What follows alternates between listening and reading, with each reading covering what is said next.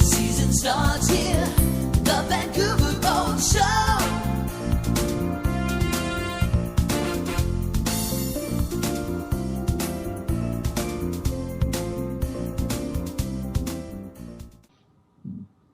Hello. Hi, everybody. Hi. Thank you for joining us. It's great to have you all here at VIBS. And if you happen to experience any technical issues during this session, please contact me, your moderator, in the chat window, and I'll do anything that I can do from my end. Otherwise, if you come up with questions during the presentation, please feel free to type your question in the Q&A box, and then we will be reading them out. So at this point, I think we're in a good shape to get started. So it's our great pleasure to present to you Marla Hedman and Henry Tkachyk with Getting Ready to Charter for All Levels. Hello, everyone. It's very odd to be here and not see any of you, but a very big welcome to all of you. If you're new to sailing, please do, in fact, send us a note. We'd love to know who's here and who's not. We're assuming that some of you have a little bit of experience, and so a lot of this will make sense to you ahead of time and it'll be a good refresher. Right now, Henry's going to do a little introduction about Nanaimo Yacht Charters. Henry, are you there? I am here. Thanks for that, Marla. Sure. So we wanted to give you a bit of background on Nanaimo Yacht Charters. So we are both a yacht charter and sailing school. We offer a pretty flexible range of chartering experiences, from bareboat charters for experienced skippers to cruise and learns for beginning sailors who are looking to learn how to sail. We also can offer educational vacations for those who want to experience sailing but aren't yet sure if it's for them and wanted to get out on the water with some experienced folks like Marla or myself to gain that experience and see if it's something you want to proceed further with. Fantastic. Also, we'd like to bring the attention to everyone that's joining us that Nanaimo Yacht Charters actually has a virtual show booth running manned full time during the boat show. So if any other questions come up that we're not able to answer in the time that we're given, questions out of the ordinary, make sure you know that we have got somebody on duty for the whole show there, and it may be even us. So please do contact Nanaimo Yacht Charters either by email, through their website, or through their virtual show booth. So Henry, do you want to tell everyone that's joining us a little bit about yourself and your background? You bet. I'm a recent transplant to Vancouver Island, moved here in Nanaimo a couple of years ago, and it's been a slow migration from the prairies for me, getting ever closer to the coast and some of my favorite cruising grounds. I've been sailing for a little over 20 years, and honestly, I started teaching right out of the gate because I didn't know anyone who sailed. So every time I wanted to go sailing, I had to teach people with me, and my experience has just grown from there, from teaching friends and family to teaching new and soon to be new friends. Marla, how about yourself? We started around a similar time, but certainly different paths. Yeah, absolutely. I was born and raised in Lake Country in northern Canada in the Canadian Shield area of Manitoba. And so always boating, like from the little time I was like 3 years old, I was like, please let me drive the boat. And when I was about 12, I took sailing lessons for the first time and was really, really became entranced by the magic of it all, for sure. So I then was away from it for a long time, and like you, I was moving ever closer to the West Coast, went to school in University in Edmonton, lived in Calgary, lived in Banff, ski industry. But the call of the water was very, very powerful. And the call of being on boats is it's just a passion for me. So I started out doing drop-in sailing with a charter company in Vancouver, just the best experiences I could ever have hoped for. Went on to get training, became a very loyal charter client, and have never looked back. I've been chartering all over the world since then, and I love working with the charter company and helping people achieve their dreams. So yeah, hopefully I'll meet all of you who are out in the audience at some time in the future. Yeah, once the salt gets in your blood and just that enjoyment of sharing it with other people, it's quite addictive. So awesome. Well, we've got actually quite a bit of content to cover today. We've broken it down into 4 prime sections. We're going to focus on planning your trip and really things that you can start doing now for this summer or maybe even next summer's trip. We'll talk about skipper preparation and things that you can and should be preparing for as a skipper leading your crew. Talk a little bit about crew preparation, and then we'll finish our session with just talking about the charter experience from arriving at the charter base, reviewing and checking out the boat, and just making sure you're ready to depart and the things that you'll probably want to know while you're on the trip itself. So you've decided to charter, you're excited to go do a wonderful trip with friends and family. The very first thing is, where are you going to go? We are very fortunate on the West Coast here to just have a wealth of amazing cruising grounds just right outside our door. And so picking one of those really is the very first thing that you're going to want to do. There's lots of different reasons to pick one over the other, but things that you'll typically want to take into consideration is how long is your trip? Can you get to some of the places that you'd like to get to?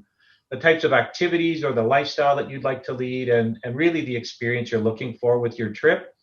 The different charter grounds offer different amenities and different experiences, and you know, understanding those things will help to shape that for you.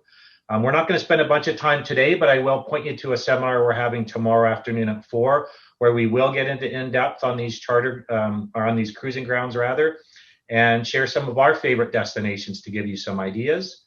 If you're not able to join us there, the Nanaimo Yacht Charters website under destination has some excellent information, including some suggested itineraries into these cruising locations. So now that you've decided where you want to go to, it's really time to start planning for your trip now. And Marla, I know you and I are both big believers that the more planning you can do up front, the more enjoyable and relaxing your trip will be. So when you start to plan for a trip, what are the important things for you and how do you go about it?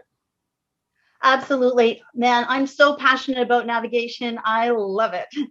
I like to make sure that I have either A, the charts, or B, the charts loaded onto an app. And in my case, I like to use the Navionics app. I also like to make sure that I've got the cruising guides. I'm a big believer in these great cruising guides. In particular, we're going to give a little plug for a couple of publications out here on the West Coast, the Dream Speaker Cruising Guides. We'll give those of you in the audience some links to those throughout this presentation. And also Docks and Destinations is another one. So not only is there a government publication, sailing directions, it's a little dry, a little black and white, not a lot of pictures, but the cruising guides are really a big deal. And they help when you take an overall look at the chart you're going to be doing your cruising in. They will help you become well versed in what to expect when you get to these areas. So I love sitting at home months ahead of time, planning out these trips, be it here on the West Coast or over in Europe or down in the Caribbean. So that's the start for me. And I think that at this time, you know, take a look, those of you that are in the audience joining us today, be honest with yourselves about what do you really know about navigation, and do you understand what the tools, the aids to navigation are all about. So let us know if you need some help in that direction, and we can direct you on how to become, you know, more efficient in that. But it is a hugely important deal. You've got to keep yourself, your crew, and your boat safe, right? Indeed. What are some of the other publications, Henry, that are your favorites when you're planning a trip? Yeah, I agree. I like the Dream Speaker cruising guides myself. One of the things that I find very useful for them is, while they're not navigation aids per se, they give you a very accurate depiction of the anchorages, and it can give you a really good idea of the size of the anchorages and the placement of the boats. And as you're planning your locations, they can be very useful to make use of that. And then I do use the government charts as well. I've got a set of the basics at home here, and I find it very helpful to just be able to look at route planning and to understand where we can get to and how long it's going to take and practically what the trip could look like. Wonderful. At this time, we'd also like to say that another publication we are looking at constantly, and again, it's either an actual publication that we've got in our hands, or it's going to be an app or a website that we are looking up tides and currents. That information, especially out here on the west coast of Canada, we have some of the biggest tidal ranges from low tide up to high tide. It's astounding the volume of water that comes roaring in here to our inland sea and up through the Gulf Islands and up into Desolation Sound, the volume of water that comes from the Pacific into these areas. So not only are we out in the Strait of Georgia having, 1 to 2 knots of current in some places, but then that volume of water gets squished in between these island passages and really, really speeds up. So it's not as simple as just getting on a boat and merrily going sailing along. There's a lot of navigation you have to understand because of tides and currents and times to go between islands to get from point A to point B. So really, really love that, those publications. And we also have some links to some online resources that you can use when you're at home a month ahead of your trip doing some planning. Anything you'd like to add to that? Yeah, no, I thought we'd share some very helpful resources here that we use on a regular basis. As I said, I do use the paper charts and the dividers personally when I plan the trips out. It's very nice to have that tactical view and to be able to do some research. And then I've got the Dream Speaker cruising guides. I can show you an example of one of them here that are very popular. Hopefully everybody can see that clearly. This one is for Howe Sound and the Sunshine Coast.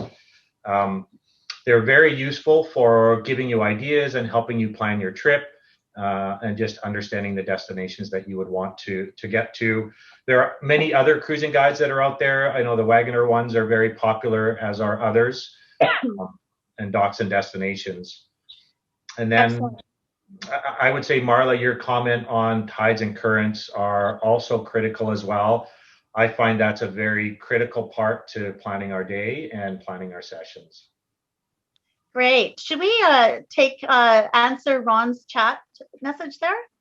Sure, go ahead. Great. Hi, Ron. Welcome to our panel today.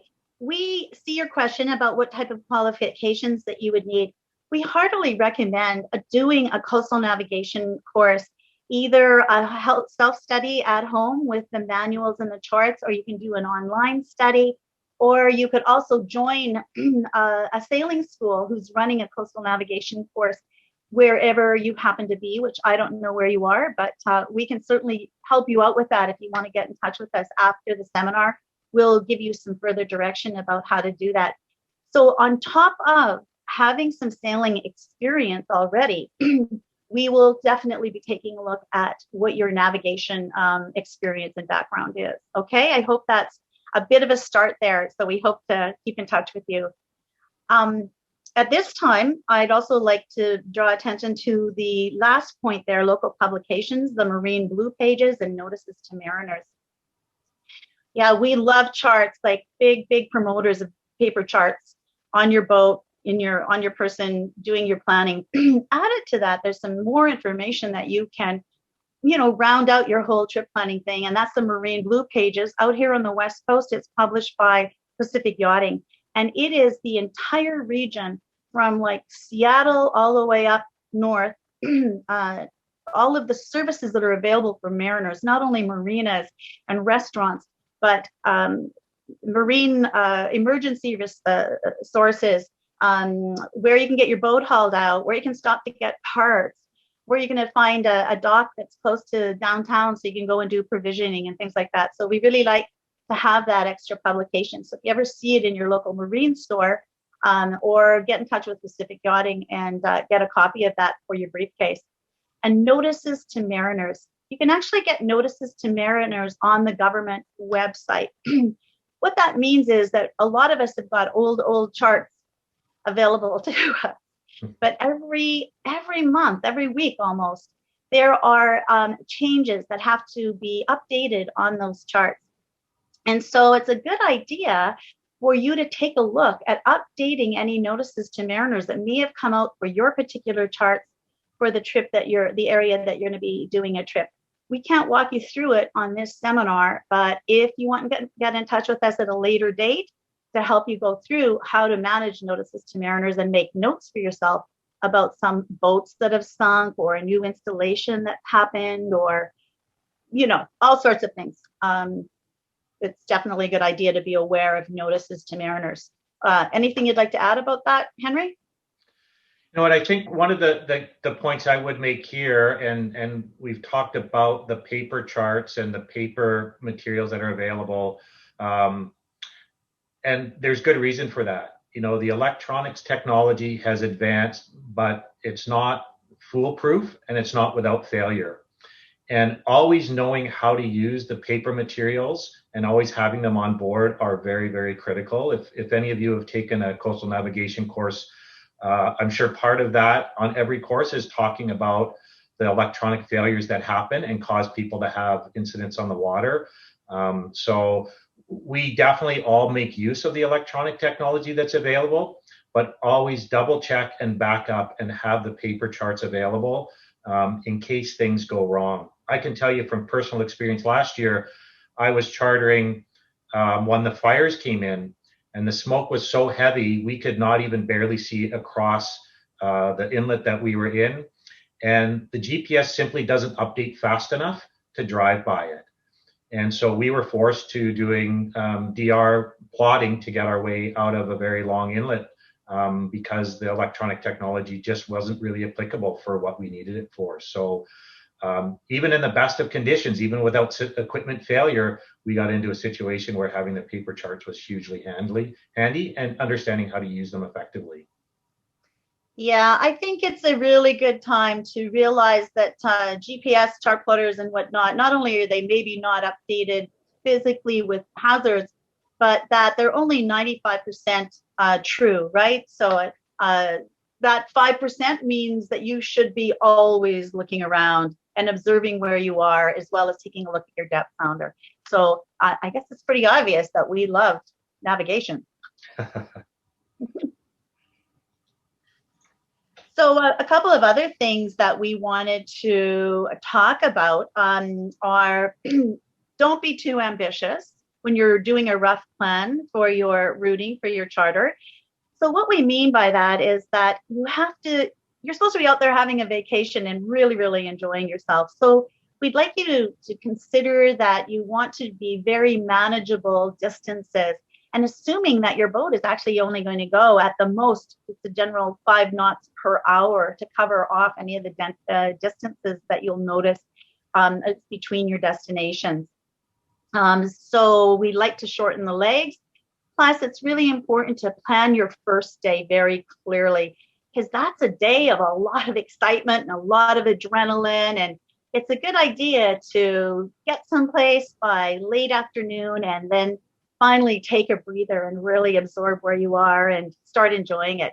And also, it's a really good idea to plan your last day, because you are going to have some must-do things that you have to accomplish, and that is possibly getting through a slack water time. That's going through a pass that you don't want to go through when there's a lot of current. You have to go and get fuel, and you have to have the boat back at the dock at a certain time. So day 1, day 2, and last day, very important. But in between, don't be too ambitious and have a plan A, a plan B, a plan C, and be flexible to make decisions based on weather and people's enjoyment. How about the provisioning stop? What do you recommend about that stuff, Henry? Yeah, so I found that when I plan my trips, as you said, I plan my first day, I plan my last day, and then I always plan for a provisioning stop sometime about mid-trip. One of the things we'll talk about on the meal planning is that if you've not spent a bunch of time on the boat, space is always a critical factor. The fridges are smaller, the freezers are smaller, and probably most importantly, the ability to handle garbage and recycling is also restricted as well. So I found if you plan a stop midweek, you can offload your garbage, you can get some fresh produce, you can reprovision what you've missed.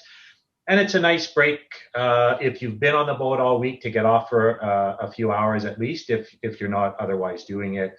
And that gives you a nice framework to plan the rest of your trip around. You know your first day, you know your last day, and you've got something in the middle to shoot for. And then fill in the blanks with what makes sense, or leave it a little bit open and follow the wind, so to speak. That's good. You know, for meal plans, we've got some advice for people that we can, help you with online. Henry's going to pop up a slide later, but we do recommend it that in times of COVID in particular now, that you phone ahead to the marinas that you've put in your trip plan, and also check to see that their food services are open and that their fuel services are open. And if they have water, if we're having a dry summer, for instance, there is not going to be water at some docks. So you really want to know ahead of time what's going on with all of those types of services in particular. And by the way, there are some marinas that will charge you to drop your garbage bags full of garbage. Okay. Does that bring up anything else for you around that too, Henry? Yeah, I mean, excellent point about COVID. I know last year throughout the season, some marinas were not accepting transient boats, particularly in some of the smaller islands where medical facilities were restricted. So definitely call ahead and understand what the restrictions may be. In some cases, we weren't allowed off the dock. In some cases, they weren't welcoming visitors. Fuel docks that used to be operational were now not operational. So it definitely had a bit of an impact. The other, sort of anecdotal item I would add on planning on the last day, I have been guilty of over planning my last day many times, and I can tell you that Murphy has a wonderful way of enforcing his law when you overstretch yourself on the last day. Most storms I've been forced to sail through have been on the last day because I've left myself too aggressive of a final day, and I have to get back and I have to travel through conditions I otherwise would have avoided. So I can tell you from personal experience, it's much more fun if you don't put yourself in that situation than if you do. Yeah, absolutely. That's really, really good advice. I plan quite regularly 2-week charter flotilla trips in Europe and in the Caribbean. And I have to say that, we'll have an itinerary that has us going to all these favorite places that we just know we're going to love. But when we're actually there, we quite often end up blowing off about a third of the itinerary. Number one, due to weather, of course. So it's always make good decisions and choose to stay where you are if the weather's bad. But number two, people are just having such a great time being where they are. That's like, you know what, let's just stay here for a couple of more days. So to be able to expect that flexibility and those types of desires of your crew and be comfortable with changing up your plan. For sure. The last thing you want to do is give up a great sailing day because you're on the clock and have to be someplace. It would break your heart if you didn't get another one. So I agree. Yeah, absolutely. One of the other things that I certainly do is I align my meal plan to my route. Are we planning on stopping at a marina? Do we want to eat out? If not, I will plan more simple meals for longer travel days and more complex meals for shorter travel days where we can make a bit of a bigger mess. And then I do also really encourage you to consider the reduce, reuse, recycle. So with short storage of both fridge, freezer, and garbage, as you're putting a meal plan together, I think about ingredients that go into more than one dish. I think about reducing packaging, so taking the styrofoam off your meat and putting it in a Ziploc bag so you don't have the extra garbage. There's lots of things that you can do to reduce what you're going to bring on board and reduce what garbage you're going to have and recycling as a result. And you'll really appreciate planning for that in advance because it'll make it much, much easier, especially if you're in a position where you can't offload your garbage midweek. Being stuck with a large amount of smelly garbage and no place to store it effectively is not very pleasant. Absolutely. And also, instead of having to go and bring a lot of extra packaging of, for instance, spices, salts and peppers, things like that, or do the shopping when you get to the base where you're picking up your boat, I actually recommend that people bring salts and peppers and cinnamon and nutmegs your favorite little few packages of tea, also maybe packages of nuts, your favorite nuts, because sometimes, especially when you're going on a trip to Europe, they don't have the nuts that we North Americans seem to enjoy. They may not even have your favorite type of coffee. I've even carried coffee from my favorite roaster in my duffel bag all the way to Europe because that's the coffee I want to drink and that's the mornings I want to have. So I do encourage people to take a look at their menu plan and their shopping list and definitely fill Ziploc bags flat and put them in with your luggage, or have all the crew members bring a little bit of this, that, and the other thing from home. Over to you, Henry. Yeah, so I just wanted to share just a very simple sample plan that I put together. I built something like this in a spreadsheet about 20 years ago, and I just reuse it for every trip that I make. It doesn't need to be very complicated, but the key elements of where am I going from, where am I going to, what my distance is, so I know what my departure and arrival times need to be.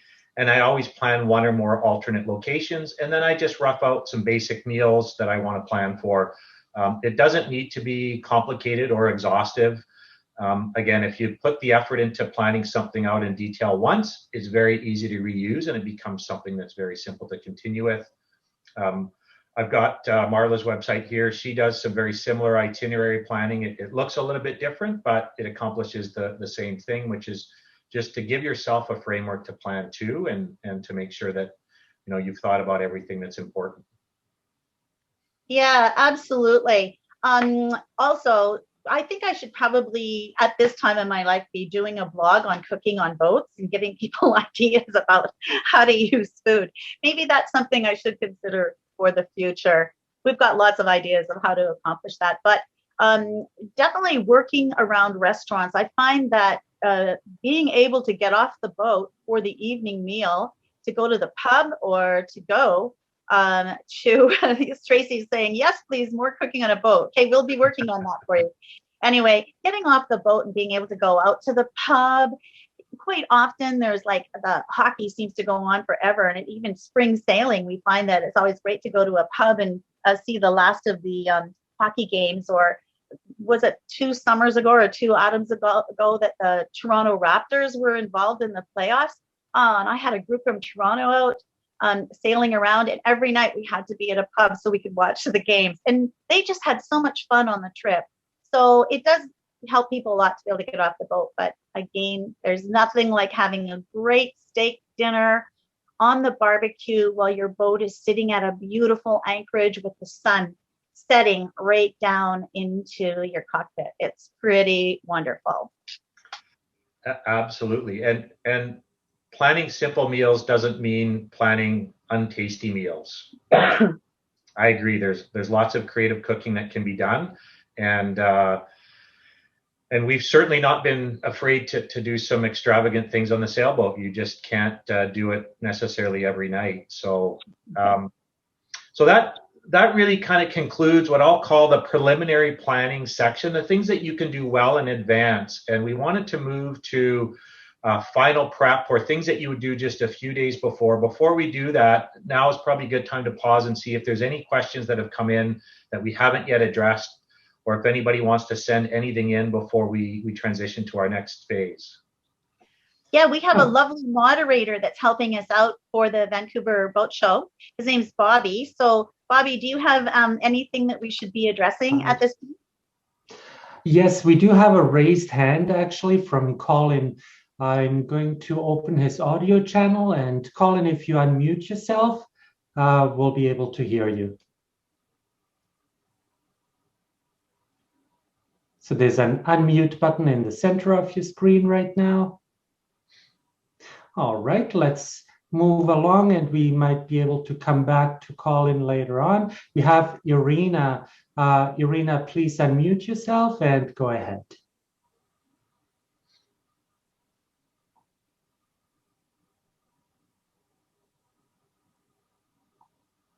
Okay, please click on the unmute button in the center of your screen. Go ahead. Hello, thank you. Thank you very much for the seminar. Hello, do you hear me? Yes. Yes, we hear you. Go ahead. Yeah, I have a question. Maybe you'll answer later. What documentation do I need to get the charter or boat? Sorry, was that qualifications for the charter? Yeah, like all documentation.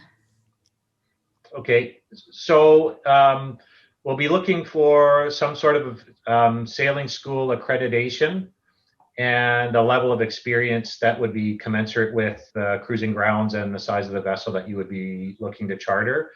As Marla said, coastal navigation or some equivalent is strongly encouraged. It's not necessarily a requirement, as the basic sailing cruising will cover some basic navigation, but in our West Coast waters here, navigation is a pretty significant element of it. So getting that coastal navigation is strongly encouraged.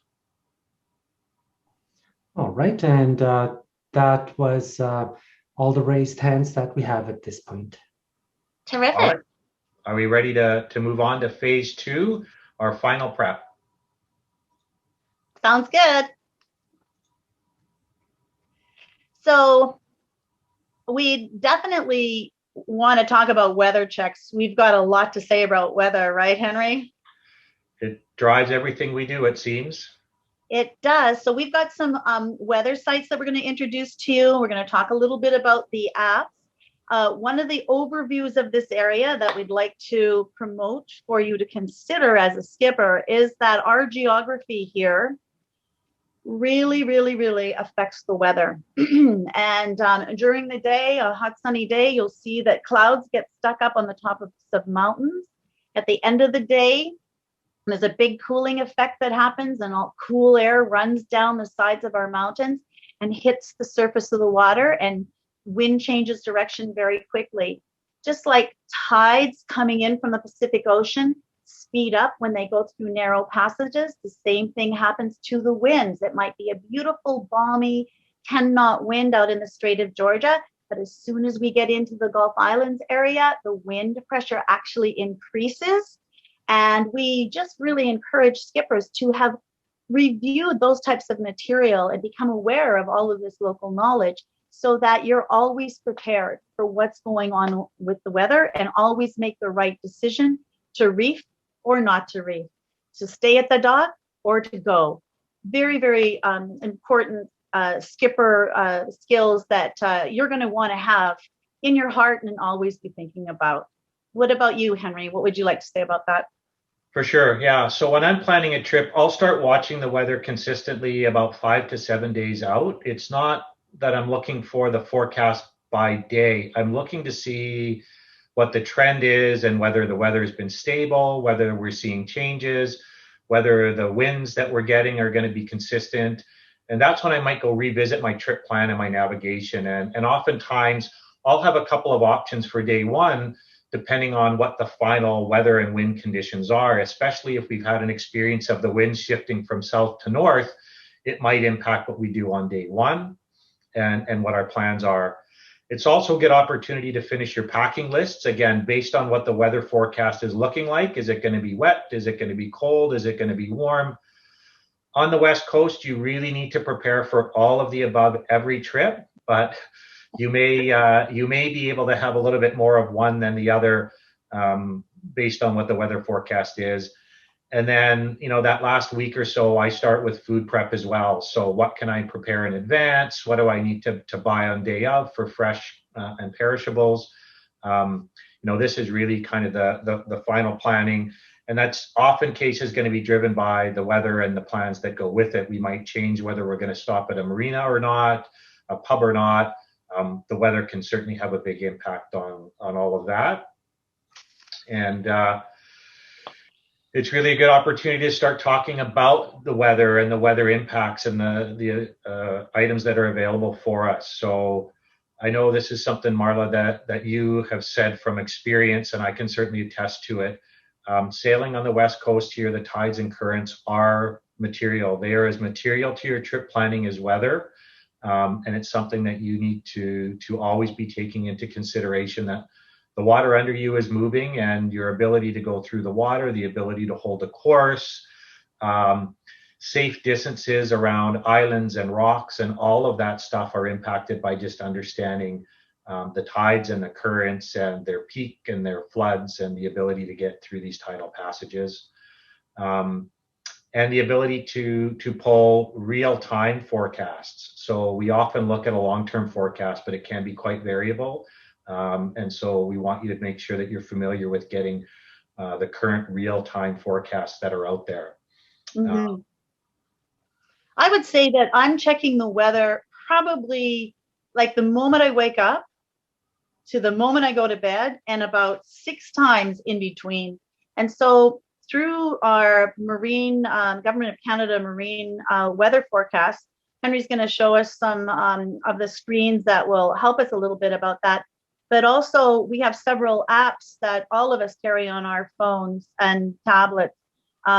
So for me, I have probably 4 different ways that I'm checking the weather and actually doing a little bit of triangulation based on where I am on the chart and what's going on at the weather reporting stations around me. So over to you, Henry, in this regard. Yeah, so we thought we would point out, if you're not familiar with it, this is the Government of Canada Marine Weather Forecast main page. This is focused on the Pacific South Coast. As you can see, we have a lot of red. We actually have a wind warning in effect right now. And as you follow down, you can see the wind warnings, and you can have access to the specific areas of forecasts that are available. As you get into the different areas, and we'll call up the Strait of Georgia south of Nanaimo, any of the forecasts that are here, the time, the direction, and a short-term forecast. They call it an extended forecast, but it's only a few days. And it'll give us access to weather conditions throughout the area. And what you'll see marked on here are specific weather stations where we can get individual forecasts in recurring conditions. So this is something that we rely on very heavily to get our weather forecasts. I also wanted to share the base information of where these forecasts come from. So this is the second link that we have available. It explains what the weather forecast areas are on the west coast of Canada here. It tells you what the different areas mean. So when you hear them on the radio talking about the Strait of Georgia or Queen Charlotte Strait, this is letting you know what those areas are. It's telling you where the weather transmit stations are, and it's telling you also where the reporting locations are. There's a second slide which is more focused on our area here, which allows you to see the various weather reporting areas. As Marla said, what's really unique about our area is we get a single forecast for a large body of water that, because of the geography, has a lot of very regional influences. For example, this dividing line at Nanaimo separates the forecast for the Strait of Georgia north of Nanaimo, which is this entire area, versus Strait of Georgia south of Nanaimo, which is this entire area. And there's many, many very local variations within that. And understanding what each of these individual reporting elements are will help you get a better picture of what's happening across this huge body of water, because the forecast that you'll get will be for the most extreme weather anywhere in this section. That could result in very strong winds up north and very light winds down south, but the forecast will be for the heaviest winds in the forecast. It can be very frustrating to sit a day out only to find very light winds, and then the next day, the exact same forecast, you decide to go out and find yourself in heavy winds, big sea, and chop. And without understanding these subtleties, it can be quite frustrating to figure it out, because the forecast hadn't changed, but the conditions you experienced had. Yeah, Marla, at this time, I don't want to say that this is a difficult thing to find out, by the way. If you are somebody who has been taking lessons or has sailed all your life and has done a coastal navigation course, or is planning or realizing that you should plan to do that this spring before you charter, the other course that you'll probably end up doing, if you don't already have it, is a VHF license. And some of this weather reporting stuff via the VHF radios will start to make a little bit more sense. And when you do a coastal navigation course, you can actually marry the VHF weather channels, weather reporting places, onto your charts. So you get more and more familiar with it. And it's really, really a simple process. But the point is that if you are a skipper and you want a charter, remember that you've got anywhere from $100,000 boat to $1 million boat. Responsibility for that boat for you and for your crew, your friends and family that are coming on board with you. So a skipper, you're getting the picture that a skipper has to really have a very extensive awareness of a lot of things. And we really, really encourage you to consider studying these further if you haven't already. And we can help you with that through online courses, just talking to you on the via email or on the phone. Never hesitate to reach out to us so we can elaborate further on these good skills to have. What do you think, Henry? For sure. Yeah. I mean, it is a very critical part. And as I said, it really dominates most of the decision making when you're out on the water. So it's good to have a good knowledge for that. I know we're starting to run a bit short on time. So there's a few other things we wanted to just point out on weather before we moved on and took some questions. But in addition to the publications, I think all of us, Marla, use some kind of electronic app. There's a few here that I think we both have used and feel provide very good information. And it really gives you that visual of some of the very regional weather patterns that you'll get. So this kind of shows a bit of a pattern on North America. I think this is windy that you like to use. Mm-hmm. Here's a couple more local examples for windy. This is Wind Finder. This is one that, Predict Wind. Let me go back a page here. That I'm familiar with. The information is similar. It's just about getting comfortable for it. And this gives you a bit of an example of how the prevailing winds can come through, and they funnel through and are stronger in sections and they're calmer in other sections. And, you know, the Gulf Islands can be calm in the south end and blowing in the north end. So these apps are also a very good way to understand these patterns and to help correlate those individual forecasts with what you're seeing. So most of these are free to download, and it's a good way to just start gaining some knowledge and experience here.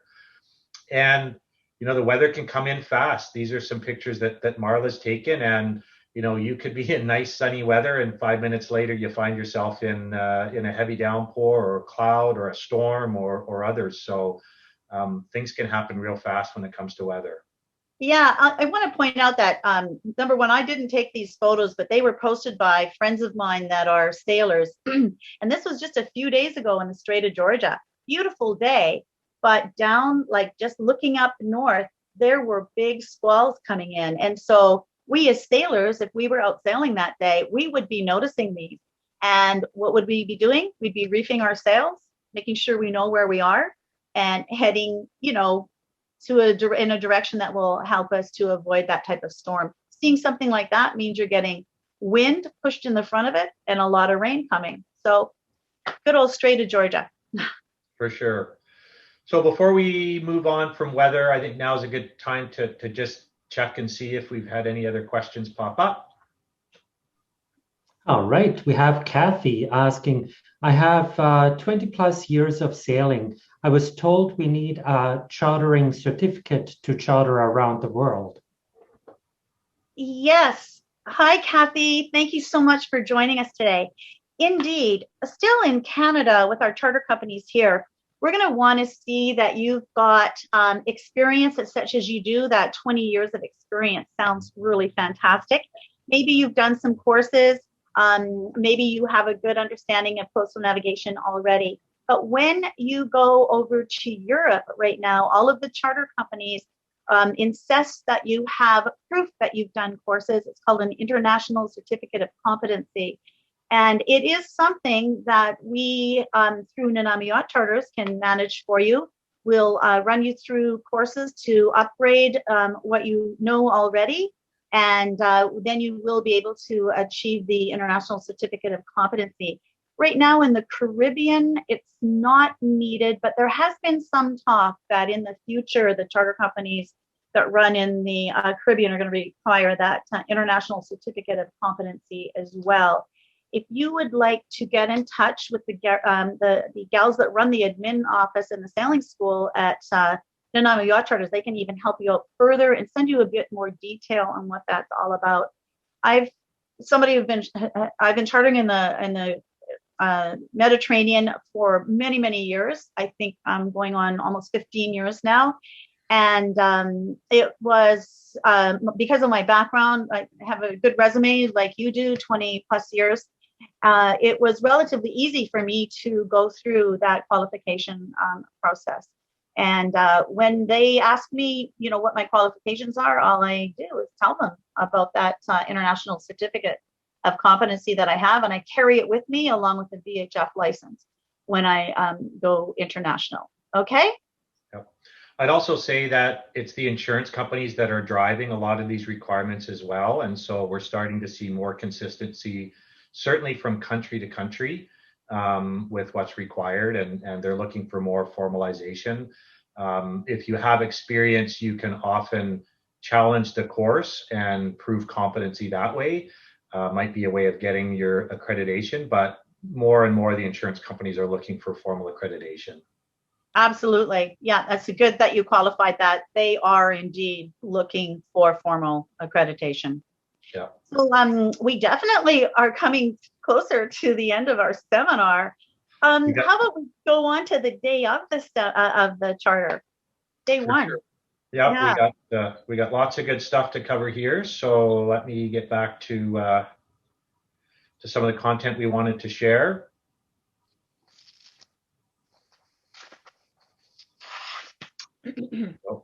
So as we're getting to our final day of, there's a few things that we wanted to just cover off. One of the first pieces is just sharing with you what we view as critical skipper skill set. So the knowledge and experience that we think is critical to have to make sure that you're comfortable having a safe and comfortable trip. What you should also have and prepare for your crew, and if they don't have it, what you'll need to make sure that you teach them. And then we'll talk a little bit about, lastly, just the charter experience itself, checking in, the boat briefing, the preparation, and departure plans. So Marla, I know you're actually a very big proponent of really adopting the skipper mindset. And why don't you talk a little bit about what that means? Sure, absolutely. I remember back very clearly to the first time I ever took it upon myself to charter a boat and go out with my friends. Fortunately, my friends were people that I'd met through drop-in racing. So we all had a little bit, we knew a little bit, but I have to say, we didn't know what we didn't know then some 20 years ago. And I am so grateful that I actually was working with the charter company and, made sailing a priority for myself. That I am astounded at what I know now compared to what I didn't know. So I really encourage people to read the right books, skippers, to read the right books, check out the articles, do the courses, sit in on webinars like North Sails, for instance, who runs an amazing sail trim course. Dominic Prenay runs a great weather course. Maybe they're pilots if you don't realize you already have a skill. If you've done a private pilot's license, you've done a really great weather course. Share the wealth with your crew, but definitely have a skipper mentality. Skippers we find typically are people who love organizing things and love being completely aware of how everything works. And they're also problem solvers, and they're project managers, and they are air traffic controllers, and they are MacGyvers.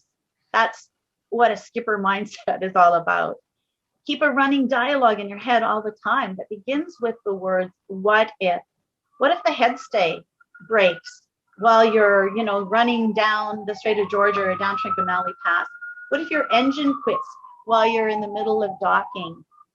What if a sail rips suddenly on you?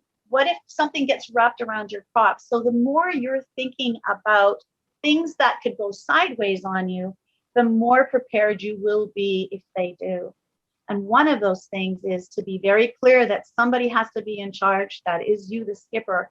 But being in charge also means that you want to bring your crew up to be able to be good assistants to you, assigning them all a job. For instance, we really recommend that that you have your crew all know how to tie one knot. And in this paperwork that we've created here for you, we do have some website links to it, various links. So for instance, there's animated knots for boaters, so that you can make sure, assign one knot to learn, the crew to learn one knot, and they all know how to tie that knot when they get on board the boat. As a skipper, it will take a lot of concern and frustration, tension possibly off of your back to take care of the safety, the general safety, when you can rely on your crew to understand that they've got a specific job to do. Also, crew overboard. You know, as a skipper, it's like we get out there and go, God, we're, you know, going sailing. It's fantastic. Everybody's here. We're having a great time. We've got great food. But nobody ever takes the time to practice a couple of crew overboard rescues. Really, really important as a skipper that you've got that skill nailed. Can't promote it enough. And there are things that you can do, like the simple act of heaving to and getting the boat stopped and taking a moment to mark the water where the person went overboard, and to make a plan really quickly with that person in the water in sight of you. Those are some skills that you really, as a skipper, need to be on top of. Understanding why reefing your sails is a really, really important thing. Know how to reef your sails before you leave the dock, and know that at least one person on your crew knows how to do that as well. Lots of stuff. I want to just impress upon you, those of you that want to be skippers as well. A skipper is not the person that's got their hands glued to the wheel all the time. That's a helmsman. So as a skipper, it's not about just driving the boat.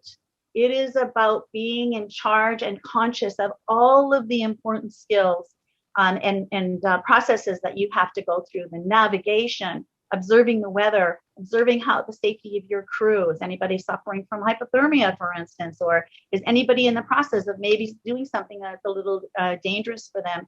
So being able to move around the boat freely and keep an eye on all of the processes of managing that trip that you're on, meanwhile assigning somebody to be on the helm. That's the skipper mentality.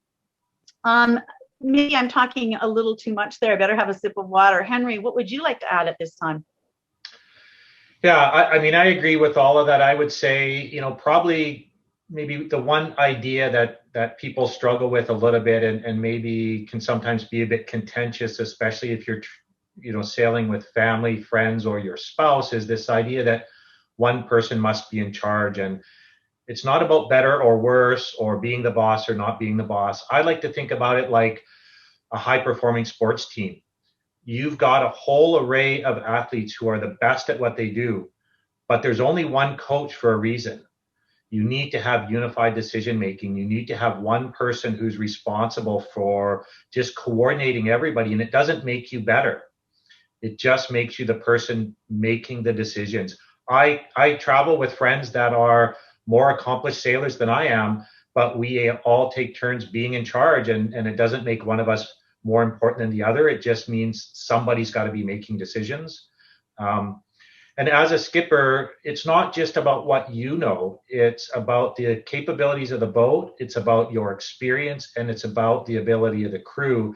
And that needs to go into all of the decision making. Just because you know something that might make sense in a situation, you've got to evaluate if you can actually execute it given the resources that you have. And that's that general manager mindset. It's not just about what you and maybe even the boat can do. It's about what collectively you can deliver as a team. So I think that's really important. We've got a list of what we think must-have competencies are. We'll make this deck available for you. Marla's talked about all of them or most of them already. I think in the interest of time, we'll let you work through these on your own. But you need to be prepared to execute on all of these out of the gate. And I think the real important item to consider is an issue is not going to wait till day 4. It could happen anytime. And so you need to be ready when you leave the dock, that you're ready and capable to execute against all of these competencies before you leave. Some of the other items around preparing your crew, some basic things like assign daily tasks and responsibilities. You want to make sure that everybody has a job and understands what that job is, or you've agreed that they aren't participating. In some cases, I go cruising with people who just want to be on vacation. That's fine too, but we need to know that we've got all of the roles covered and that everybody can play a role, especially if we need to. Things like confirming emergency procedures in advance. If we had a fire, do we need to designate somebody to man the radio? Do we need to designate somebody to man the fire extinguisher? Is there somebody who's maybe got some medical experience? Those are things that you're going to want to think about before you need them. So getting that prepared and ready. And really, before you leave the dock, understand the skills, knowledge, and experience of the crew who are going with you so that you're not surprised and you know what sort of decisions you'll have to make as the general manager based on the resources that you have. Again, we'll share some of this with you, some basic knots that all of the crew should know. There's some great videos here to help you prepare for the crew. And then we wanted to touch just real briefly on day of, the important things to do for a crew briefing before you leave the dock. One of the things that we talked about a bunch before the start was just the boat briefing. Instruct people how to use the head.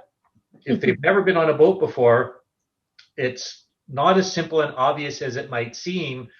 And a very simple discussion about what to flush or not. So for those with sailing experience can attest, the heads on the boats are notoriously finicky, and making a bad choice of flushing something can have a very negative effect.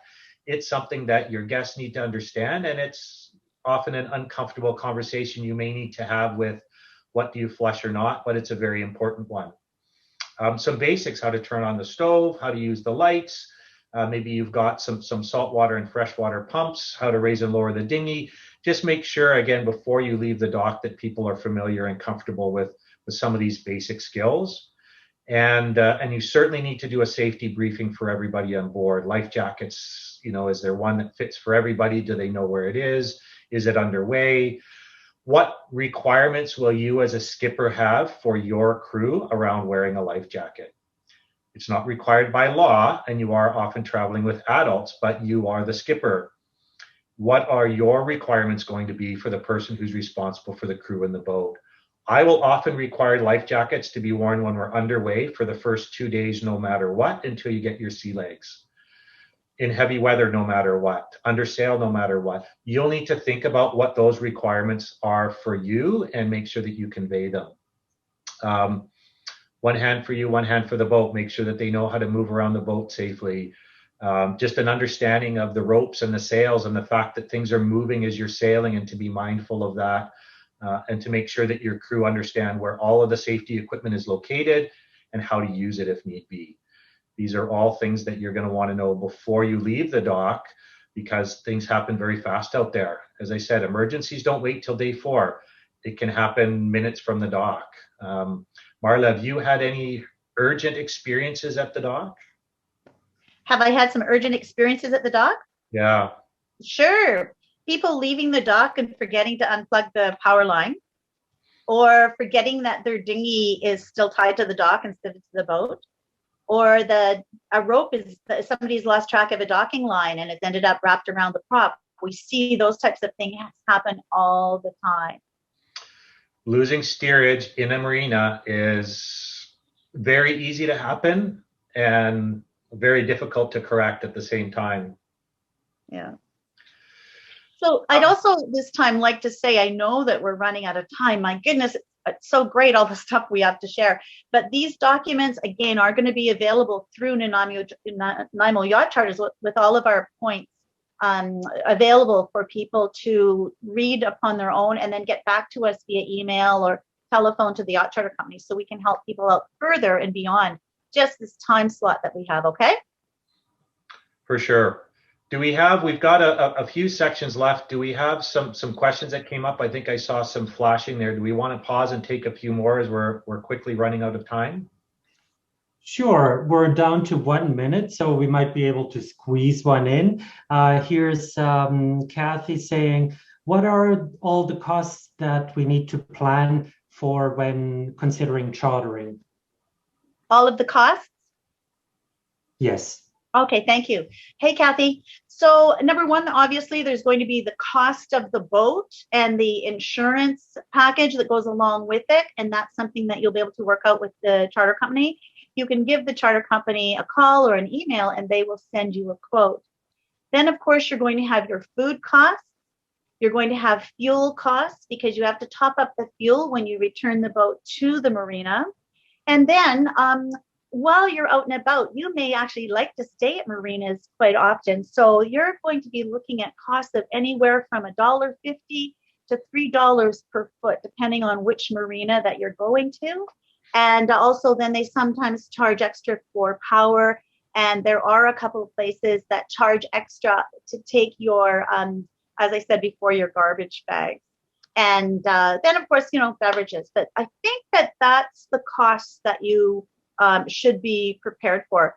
Maybe no one owns a headlamp or sailing gloves. Not that you have to go and spend $65 on a pair of sailing gloves, but just a pair of lightweight gloves from, Mark's Work Warehouse, and a headlamp, so you don't have to leave the boat lights on at nighttime. You can read in bed with your own personal headlamp. Conserving resources is an important thing on a boat. Henry, was there anything that you'd like to add to that? No, I mean, I think that's covered. I would say just in terms of thinking about costs, when I plan the trips, I wind up with somewhere between $1,500 and $2,000 per person for like 7 to 10 days, all inclusive. If that gives you a bit of an idea of what the budget would be, and that's your charter cost, your food, drink, insurance, fuel.